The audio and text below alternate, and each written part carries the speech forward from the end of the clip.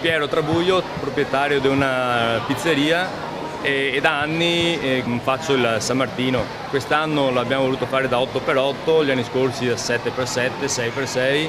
e l'abbiamo realizzato insieme all'associazione Vivi Favaro e a Calisto Pesce, che è il presidente dell'associazione.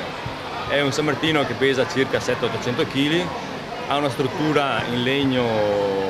con travi di una certa dimensione, perché deve sostenere tutto un certo peso,